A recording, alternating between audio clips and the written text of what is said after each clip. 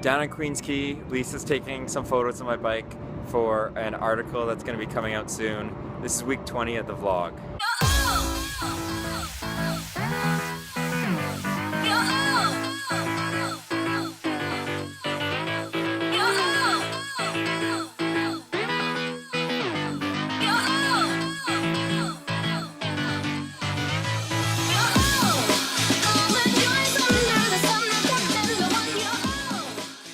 This week I'm going to talk about Kona, specifically some lessons that I've learned over the last 2 years when I've done 2 Ironman races and been able to win my age group at both of those races. And although I've never actually taken the spot to actually race in Kona, which that can be a topic for a whole nother vlog, I do think that the lessons that I've learned can really help anyone who is trying to qualify but hasn't quite been able to break through yet.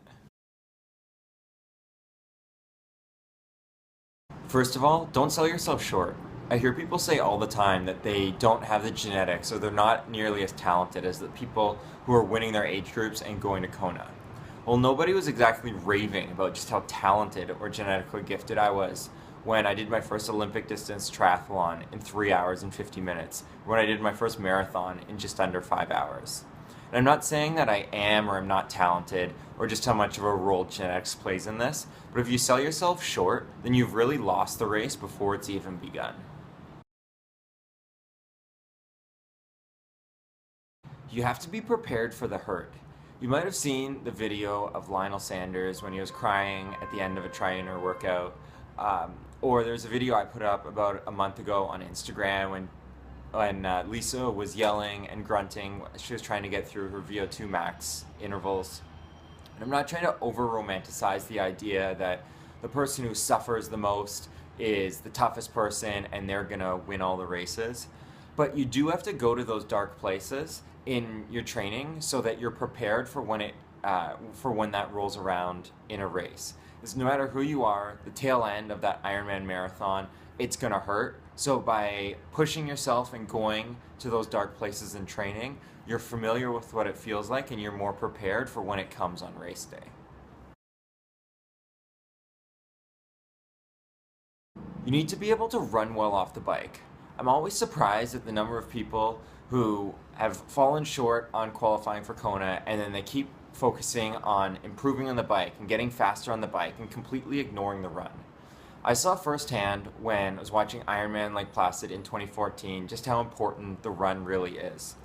Lisa had had a really poor swim by her standard, a substandard bike as well, and was 8th coming into T2. She had a really strong run and was able to run herself up into 3rd place. And that's when I really noticed that there's only so much time to be gained or lost on the bike, but really there's huge chunks of time that can be made up or lost on the run. So by being able to run well off the bike, you can be competitive in almost any age group field. I think people set their sights too low when they're aiming to qualify for Kona. I think people should look to win their age group.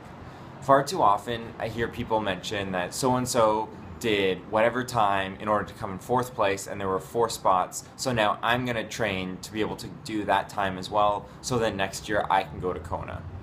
The reality is that it just doesn't work like that, and that sort of mentality, it doesn't really give you any margin for error. The mind is such an incredibly powerful tool. Anyone who's done any sort of long distance events know that. So if you set yourself a much loftier goal, then you're likely going to push your body much harder and be able to get a lot more out of yourself. It's what I did when I did Ironman Canada in 2015. I looked up what the time was to win my age group in 2014 and came up with a plan to beat it. So when I did my first Ironman, I did just under 11 hours. And then when I came to doing Ironman Canada in 2015, my goal was 9 hours and 45 minutes. It was a lofty goal by a lot of people's standards, but I was able to accomplish that, and I do think that setting that lofty goal was the reason why I was able to accomplish it. Don't blame your equipment. Very rarely does your bike or any of your equipment make the difference between whether you're able to qualify for Kona or not. I'm not saying that you shouldn't try and optimize your setup to get as much speed out of it as possible, but when you put too much focus on what the equipment is that you do or don't have, then you end up really focusing on the wrong things, and it takes your focus away from what you should really be thinking about, which is having the best race that you're capable of. I apologize to anyone who watched this video hoping that I was going to give you a specific formula or say you do this workout and you're going to be able to qualify for Kona. I do hope that this video can help someone who is on the cusp, who's trying to break through. If you like what you see, please click the subscribe button down below, and until next time, happy training! Oh, this you crazy mother...